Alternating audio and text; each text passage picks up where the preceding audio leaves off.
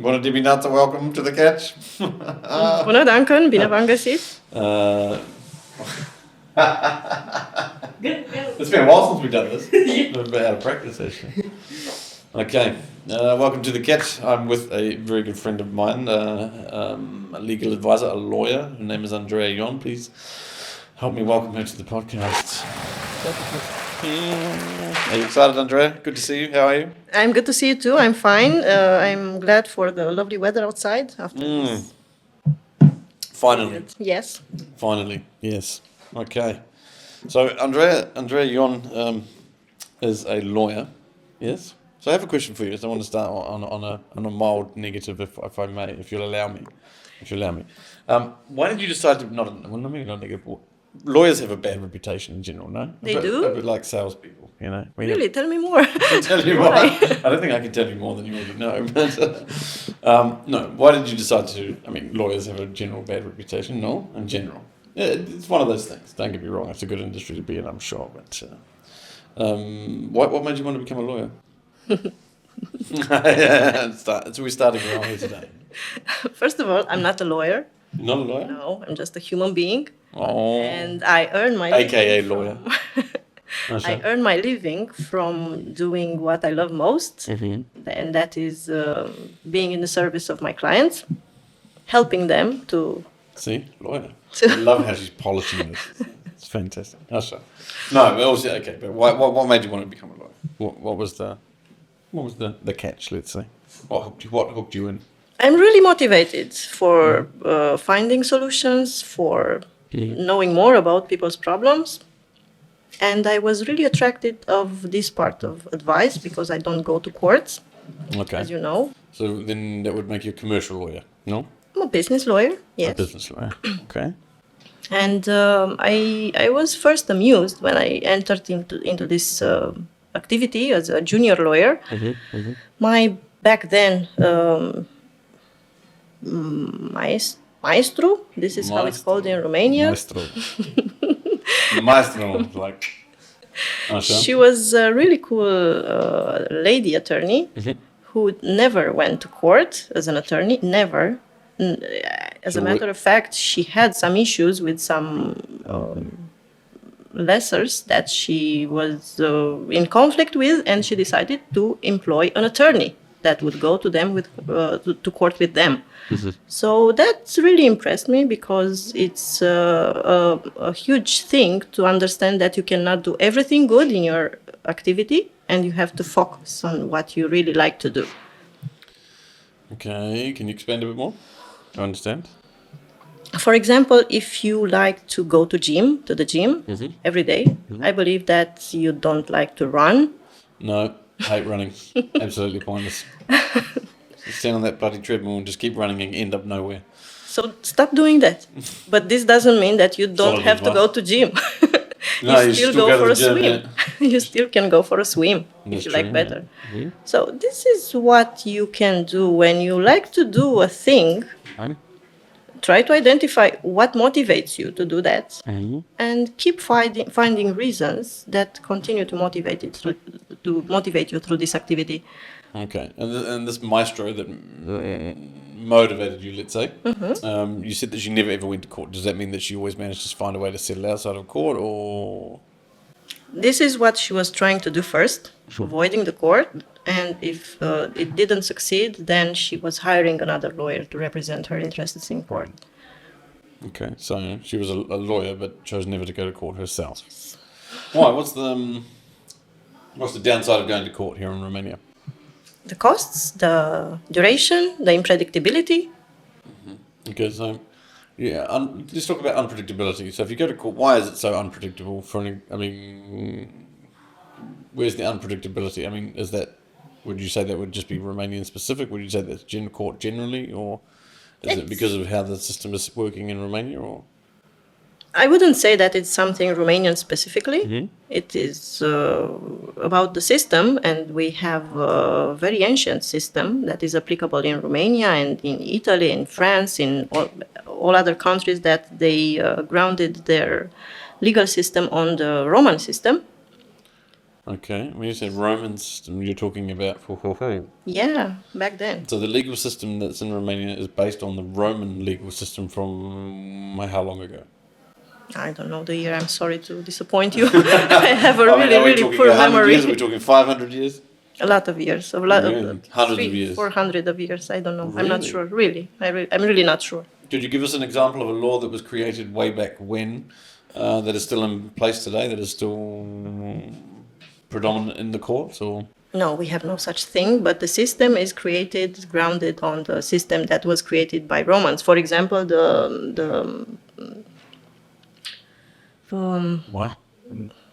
Yeah, but this is applicable also in France, in Italy, in countries around us. The Balkan region, etc. Yes, and for example, the canalizare. The canals? Yes, the canals in the city, they are also... As in the sewage system? Yes, they are also inspired by the Roman system. Okay. The transportation also. We had a lot to learn from the Romans. They built roads. Okay, but what about the legal system more specifically? For example... How would someone who, like me, for example, who doesn't... I mean, okay, I have a very vague understanding of the law per se, let's say. I mean, we abide by the law, we know what's right and wrong, but I mean, from a legal basis, the background of the law that's fundamentally based on an, I don't want to say necessarily ancient or outdated, but an old system that was created hundreds of years ago. How is that applicable now? Well, it's about the spirit. So, for example, as you told me now, you don't know laws, you cannot recall laws, me neither. And the Romans came with a solution back then, and they had some employees that were called agatârși. Agatârși. And they were putting laws in rhymes so that they would be able to sing them and make them understandable for all the persons in Rome. And this way they couldn't say that I don't know that law. Come on, you sang it yesterday. Can't you remember it? So like the Vikings would go and sing a song and praise you for killing hundreds of people, and the Romans are out there creating songs about the law. Yeah. Wow. Okay, that's news to me. Okay. So this magistrate obviously motivated you. I mean, law school takes 4 to 6 years here in Romania, no? 4 years and another 2 years for specialization. If you want to become a notary or an attorney or a magistrate. Oh, and you said notary, and maybe I got this wrong, but from my experience of living in Romania, I thought if you wanted to become a notary, that you have to know someone. There's no way you're actually just going to go to school, study, and voila, become a notary. No? I believe this was available a few years ago, but from what I heard now from colleagues of mine... So now anyone can... Yes. I mean, subject to passing, obviously, law school, yes. Graduating. They have also an exam for admission in this activity. Oh. It's really hard to become a public notary. And after that, another obstacle is that we have some limits in each county for public notaries. Meaning the number of notaries that can actually exist in that county. It's related to the number of population in that area. So you cannot have too many notaries. So not everybody can just open shop, so to speak. Well, I guess this is an improvement for Romania then, no? Compared to what it used to be. Definitely, but still, in my profession, I heard that back in time, you could become a lawyer grounded on your ID, no exam, no experience, nothing. Here is my ID. Can I be a lawyer? Oh yeah, sure. Sure. Please advise me on what to do next. Fantastic. Well, that's one way to deal with conflict. Now rely on the people that know nothing. Actually, I believe when I first came to Romania, the driver's license situation was much the same. You would literally be able to go down to the Deripachiv or whatever it was called back then and just pay you $100 and voila, a driver's license. This may have something to do with the highest, road death toll in Europe, but that could be something else. I don't know. Although I'm not sure if you drive frequently. No, I mean you have a couple of nice cars and you drive. No, you. I have no car anymore. You have no car? No. I Last waived time we spoke, cars. you had a Porsche and a BMW. Right? No, I sold them both. Sold them both? Yep. Yeah. Uber making more sense? You know that it took fire on the highway? The BMW, yes. Well, sure. And the other one in the garage? The other one standing in the garage? Just sitting there wasting money. Costing money. No, also took fire. Really, and I sold them. So German cars are really good at the moment. Swiss cars also, because Porsche is Swiss. Porsche's German. No, it's Swiss. Sorry to disappoint you, it's Porsche. Swiss. No, I don't believe. No, I'm a car enthusiast by default. I'm sorry. Porsche. Porsche manufacturer is a German automobile manufacturer specializing in high-performance cars, SUVs, sedan, headquarters Stuttgart, Germania. Mate, you know, I was almost about to call it quits. No, yes, unfortunately, Porsche's German. Always has been, always, most likely always will be, I assume. I'm sorry. She's doing the research, she's not sure, she's not convinced. Porsche, this is not a Swiss. What car do the Swiss make? Do Swiss even make cars? Yes, I was sure that this was a Swiss car. Do the Swiss make Then I agree with you. Germans don't do good cars anymore. Yes, there is cars in a strict sense are no longer manufactured in Switzerland since many decades ago. Really? Oh, really? Decades. Yes. Although, however, they do have some hyper-expensive handmade vehicles. But they are produced predominantly for military.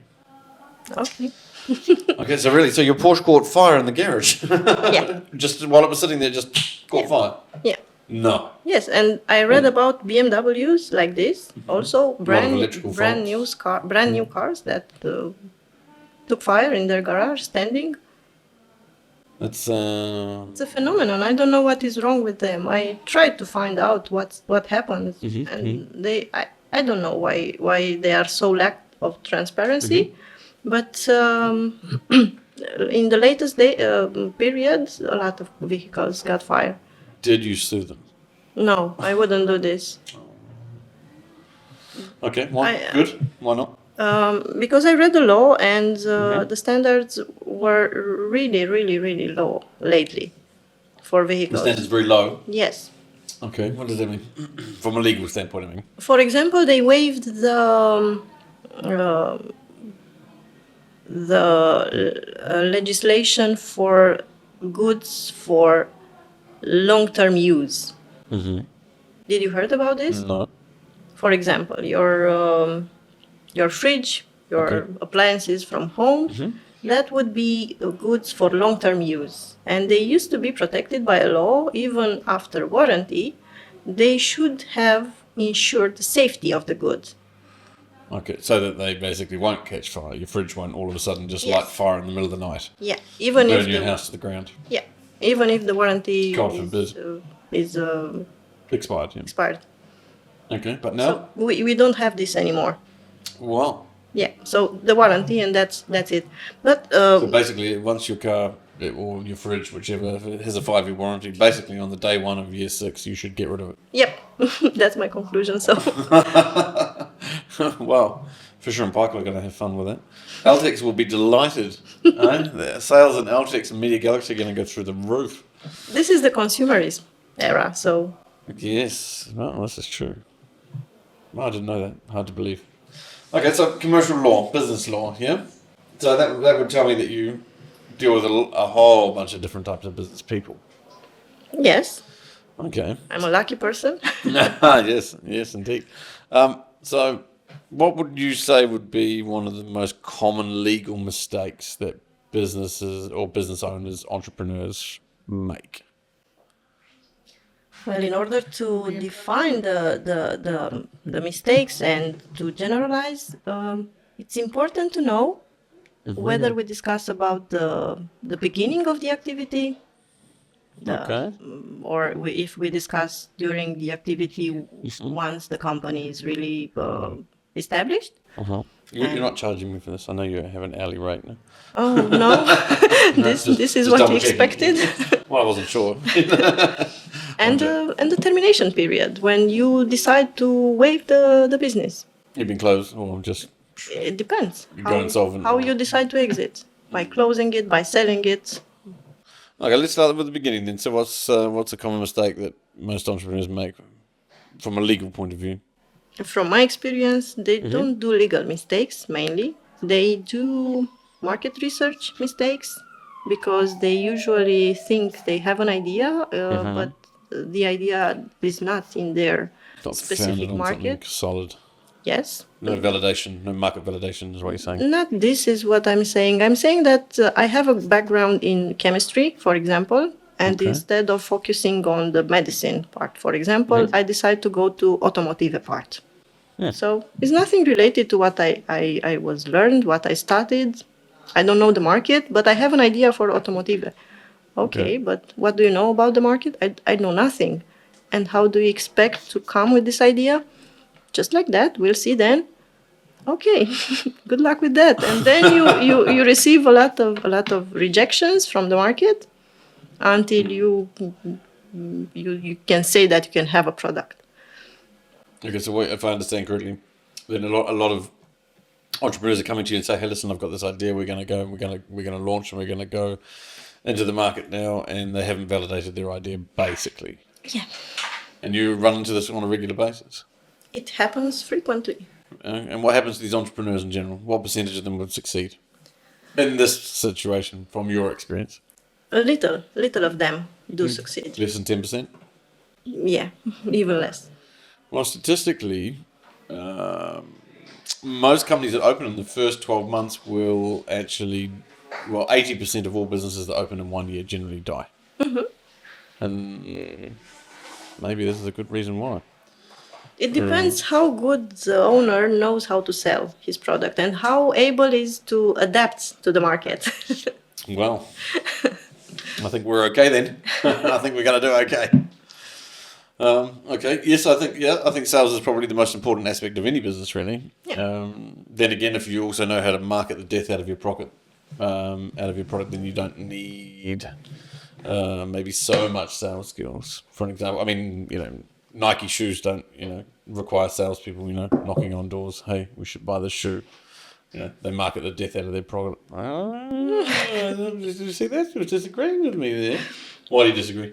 I wouldn't say I would disagree. I would rather say that they continue to market their products. Yes, the marketing's amazing. Eliminating the need for salespeople. I mean, example, if you walk into a Nike shop, if you're walking into a Nike shop, no one has to sell you the shoe. You're just trying to find one that you like. Yeah. Literally in your size. I like this, and yes, that's it. No? I think so. Yeah. Okay. So if you're good in sales, then you're going to be okay. That's what you're saying. No? What about the middle of the business? You said okay, so at the beginning. So most people fail at the market research stage, and they get that wrong. What about the middle? What are entrepreneurs doing in the middle from a legal aspect? I'm not talking about intentionally breaking the law necessarily. Definitely. I don't think. I was going to say I don't think any of us are trying that, but a lot of people do that intentionally. But I mean, in general, most people don't. I'm assuming. Almost all of us. Mm-hmm. I don't think that all the few of the business persons try to avoid the law, but most of us do try to bend the law for as much as possible. To bend the law. Yeah. Okay. Give me a couple of examples if you can. I don't need names or anything. We don't want to talk about anyone specific naturally, but what type of laws are people trying to bend? Tax law, first of all. Well, I mean, there's always going to be a little bit of that. Consumers law. Okay, consumer law. Okay, so which specific law are you referring to? It depends on the market because not all the laws are applicable to you. If you sell, for example, shoes, you're not concerned about the restrictions from automotive or from environment, not too much. Naturally, but... No, everybody tries to avoid the tax law mainly. Okay, there we go. So are we talking about tax evasion or tax avoidance? Because they're two different things. Yes, they are different, but they try to avoid taxes for as much as possible. Mm-hmm. Everybody does this. Yeah, okay, so has this ever... Have you ever run into a situation where the tax avoidance, that's an entrepreneur, a business owner, whichever, is trying to avoid tax and it's actually caused them a legal problem? They didn't go so far. Meaning the entrepreneur or meaning the government? Or... The entrepreneur, but it's about circumstances. For example, you do try to avoid the applicable law in a certain way, and you do it because you have the courage. But after that... So courageous. That's how you Yes. avoid paying tax, eh? Just be a bit courageous. You'll be right. I wouldn't say that. But we still have no authorities to check the compliance of all the taxpayers with the applicable law.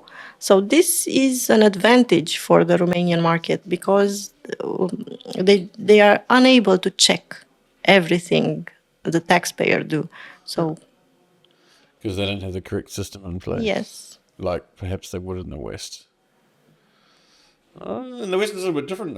For an example, in New Zealand, anyway, from my recollection, you have to file all your own taxes. Mm-hmm. You have to file it, and you have 2 years to do it. So that would mean I could spend 100% of all the money that's coming to the company on whatever I wanted to, without paying tax, until the 2-year window turns up. And then you need to find your own accountant, and then you're praying that accountant is good. Whereas here, it's a bit more systematic. You know, the accountant follows the rules and the regulations provided by the state, and you pay, as an entrepreneur or business owner, you pay your tax once every single month or trimester, subject to your earnings. Yeah. Which I think is actually better. Why? Because it forces you to be better. That's why. So, for an example, I mean, if I didn't have to pay any tax for 2 years, you know, then you find yourself in a situation where you don't have to pay that. Oh, I'll worry about it later. You know, I'll worry about it later. You know, most people are like that. You know, because it's not now. It has to be done now. Whereas if it's now, then you're forced to make sure that you have more incomings than outgoings, and that also covers the tax bill. Because if not, they cut you off. They just shut your account. Yeah, they can do this, but I still like better the system from New Zealand because it's actually like giving you a credit, and you can use the money that you would otherwise pay to reinvest in your business and grow.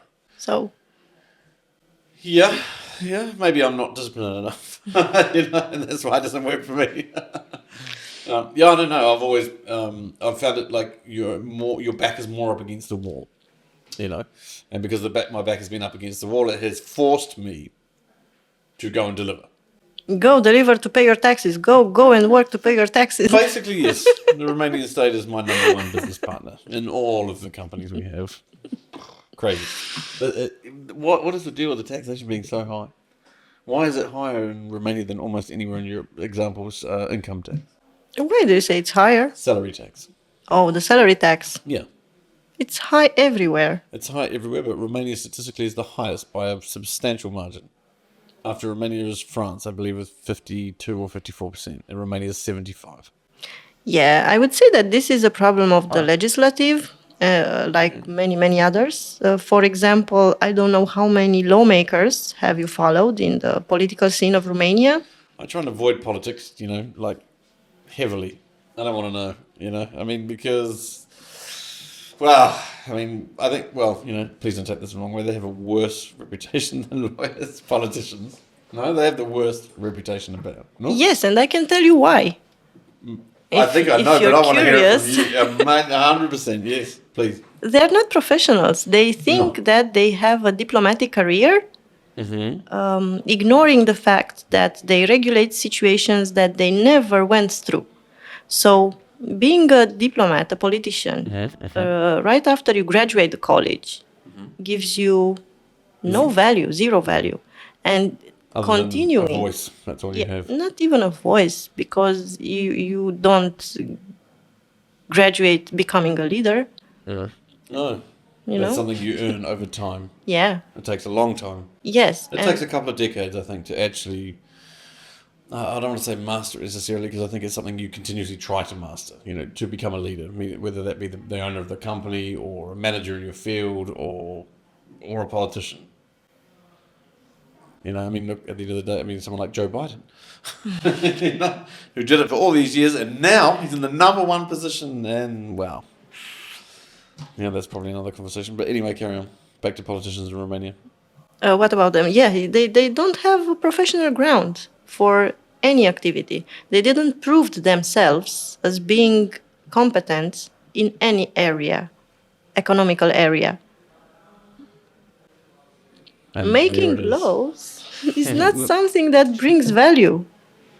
No, not without any real experience. And they keep changing the law every year regarding dividends tax, regarding other business laws, now with the e-factura law. That shows their insecurity. They are not very secure on their own ideas, so that's why they change it so often. They don't see the long run.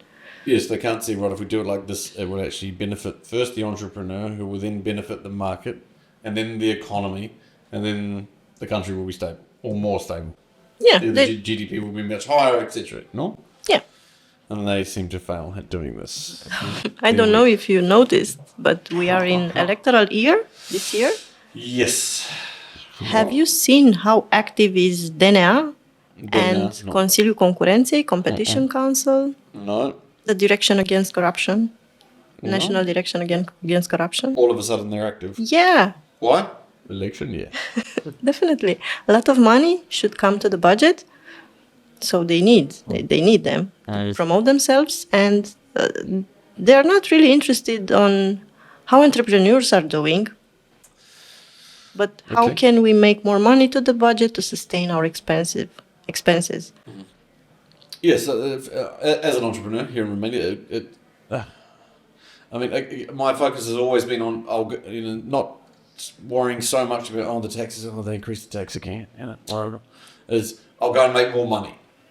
I'll just go and make more money, because if I just go and keep making more money, then I can't change the law. You can't.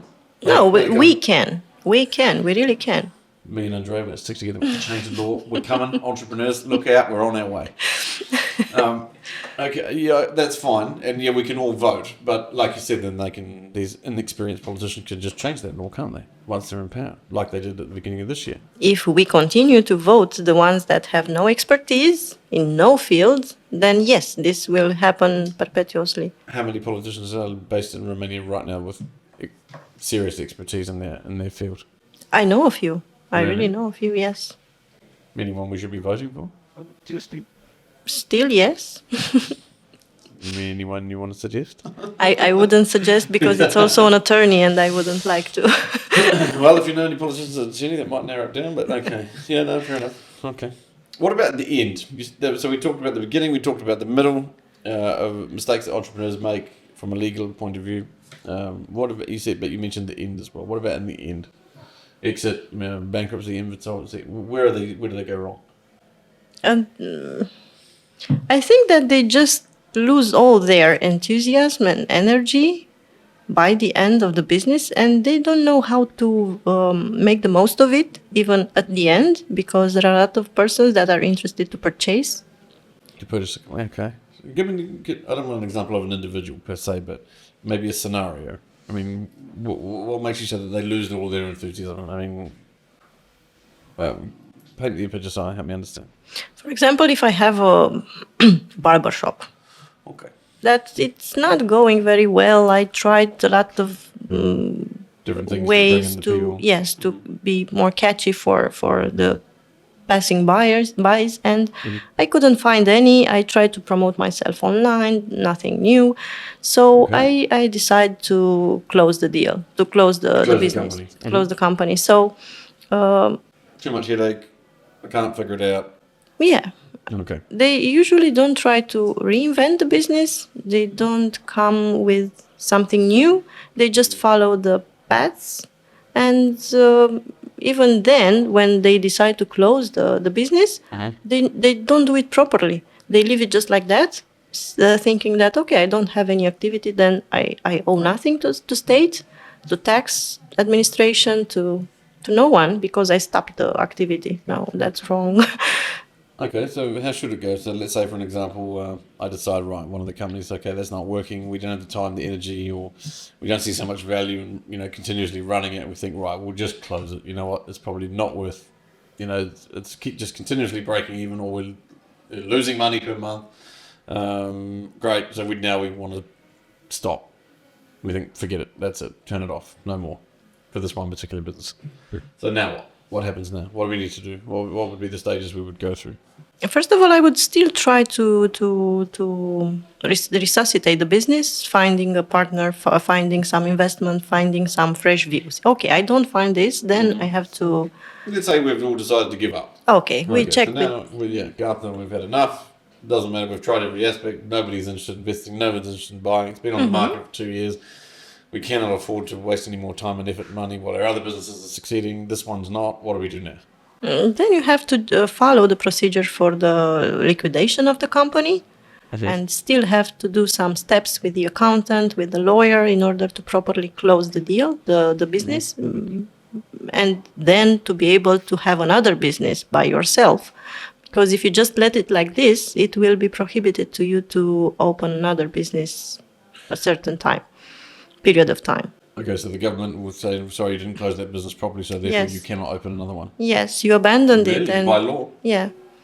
And what are the legal ramifications of doing that? So let's say I abandon it, just leave it, just turn it off and do nothing, and we just stop trading. You have a tax certificate where is written this deed, and will prohibit you for a certain amount of time, period of time, to have another business, to open another business as a shareholder. If you let the company fail? Yeah. What about if the company's successful and I wish to close it? I'm purely curious. I mean, why would anyone do that anyway? But great. Let's say the company's been successful, it's been profitable, and I say, okay, but now I want to leave Romania and go back to my home country. Okay. So I'm setting up and I want to shut everything. Nobody wants to buy my business because it's about me and my name. Whatever. Great. So now what? You still have to follow the steps with the authorities to properly close it. How long will it take? Around 6 months. 6 months to close the company? Yes. Can I do it remotely? Yes, sure. Okay. So I could actually just leave and still continue the process? If you have an accountant that is available to help you. Sure. Or a good lawyer? No, not or. Not or. Or and. Yes. And a good lawyer. Right. And. They say, off topic, they say, well, there are 3 things in life that are guarantees. 1, death. That's a guarantee. 3? Yeah. Okay. 2, pay taxes. Yeah. No? And 2, third? you're always going to need a lawyer for something. Oh, really? I didn't know that. You didn't know that one? No? You're always going to need a lawyer for something, no? Yeah, to shop for you, to make a coffee for you. To make a coffee. All right. You've never made me coffee. You didn't ask. Wow. You heard it here first. Right? I'm catching myself out. Okay, cool. What's the strangest law that you have in Romania that you know? The weirdest law that you maybe is so outdated but yet still in effect? They just removed them all that I knew last year. What was the weirdest one that they've just removed that you knew? For example, in order to compensate a debt with a business partner of yours, that means you had an invoice issued against him and he had an invoice issued against you. You could have compensated the debts and you wouldn't had to pay them. How do you compensate it then? Just pay the difference, or no? They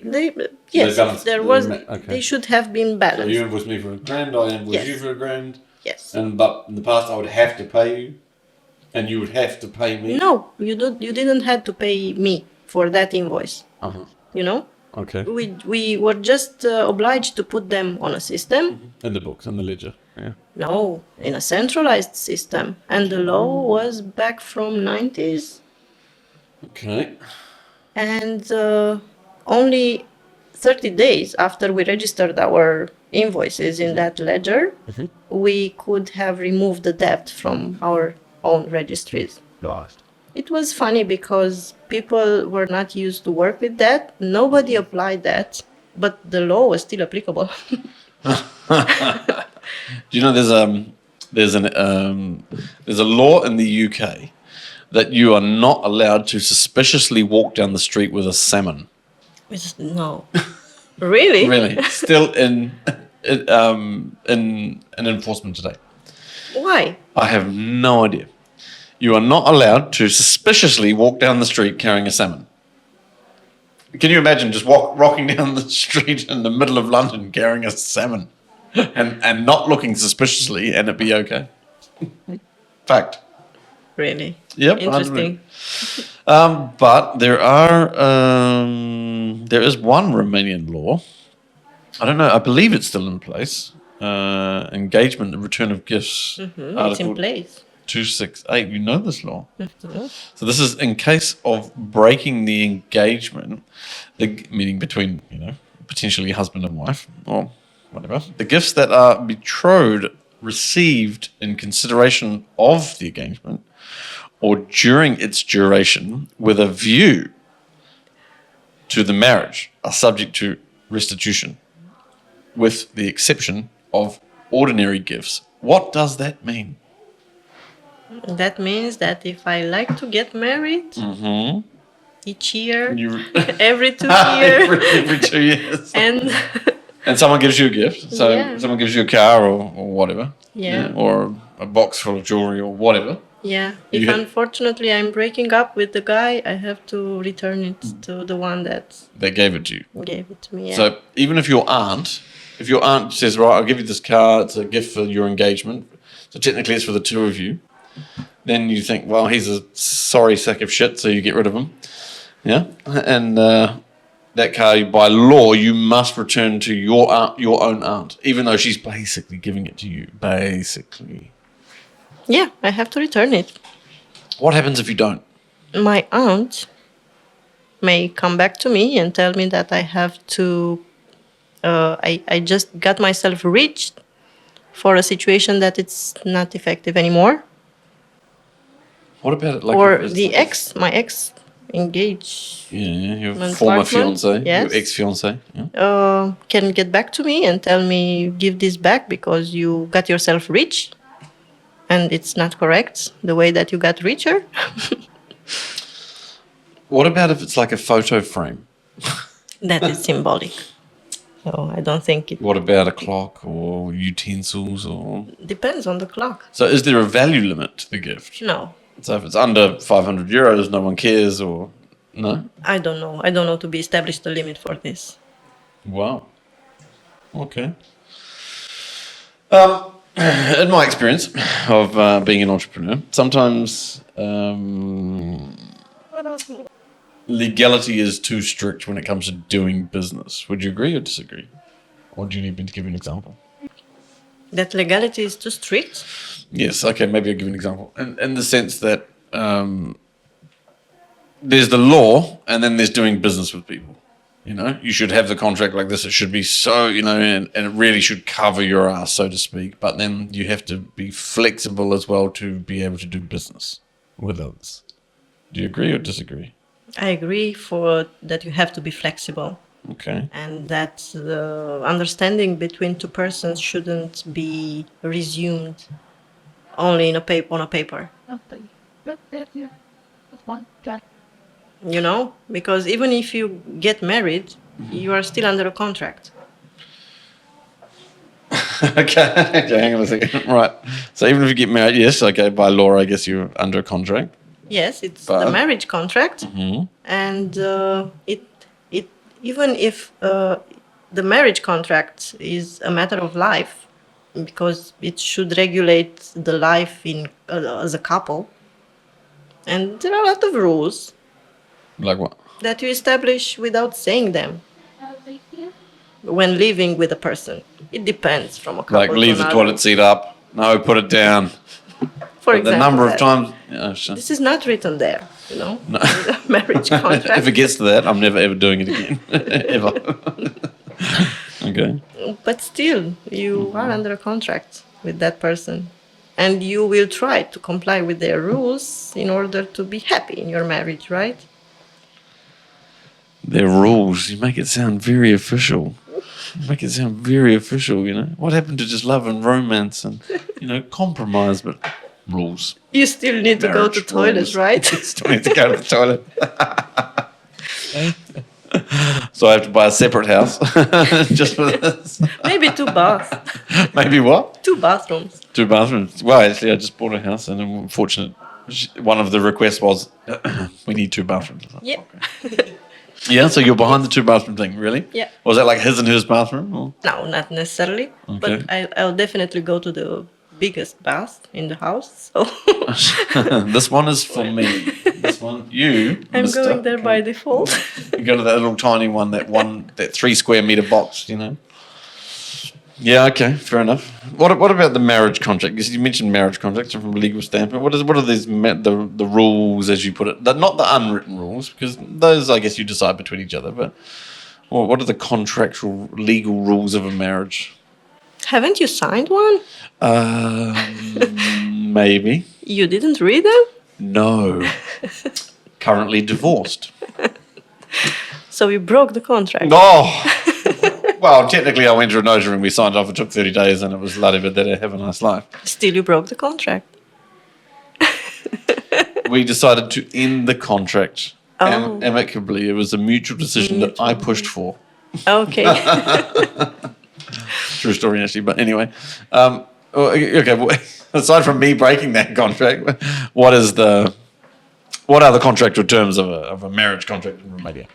Mainly, it's just the rules again.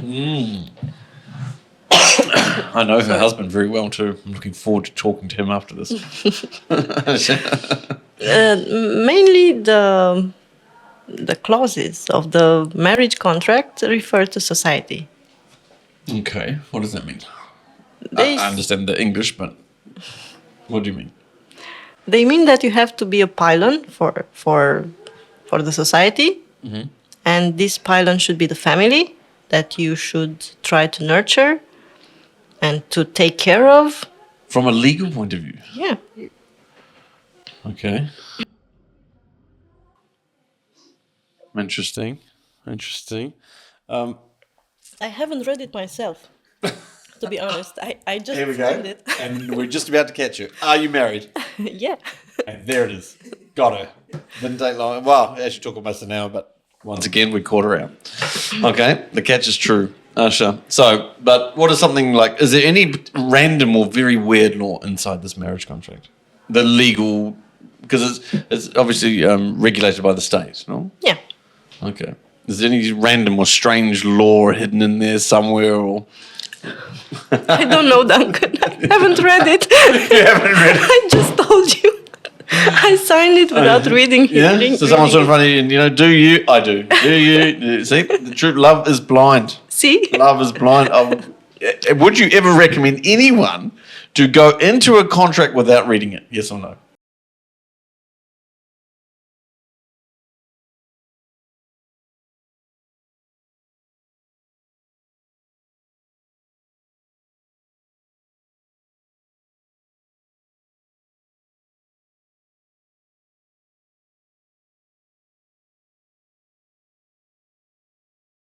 And there it is. There it is. Welcome. Okay. Before I'm going to let you go, but before I do that, I want to ask you something. Give me a movie or a book related to your profession that you would recommend to other people, specifically, let's say business people, entrepreneurs, this type of thing, that would maybe help them as business people.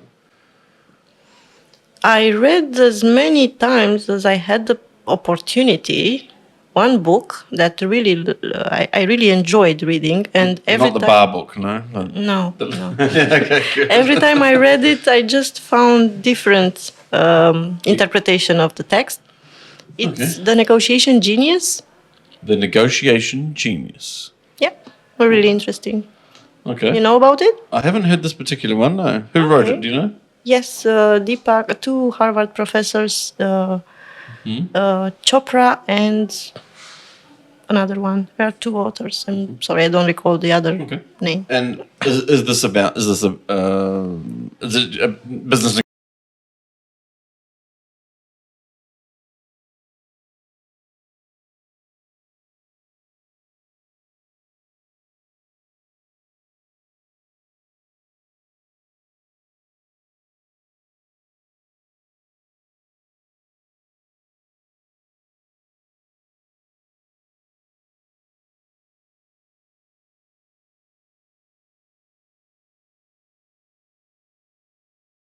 about lawyers, so I'm not too sure. What is the most used contraception method of attorneys? What is the most used contraceptive method? Yeah, contraceptive method used by attorneys. Don't know. Really? I'm starting to feel stupid even though she doesn't tell me the answer. Well, Their personality. The personality. Wow. I know two. One is a classic. It's a bit outdated. But what do you call 1,000 lawyers at the bottom of the ocean? I don't know. A good start. Why don't lawyers play hide and seek? Why? Nobody will look for them. I know one too, but you have to promise that you wouldn't publish this. Oh, let's see. Maybe we'll beep it out if it's bad. Give it to me. Let's see. The difference between sperm and an attorney? The difference between sperm and an attorney. No, the thing in common. Sorry, the only thing in common between sperm and an attorney is the fact that 1 in 3 million may become a human being. Oh, we're publishing that. That's actually better than the other joke. Well, Andrea, on that funny note, I'm going to love you and leave you. Thank you very much for joining us today. And that was The Catch with Andreea Ion. Thank you, Duncan. Thank you.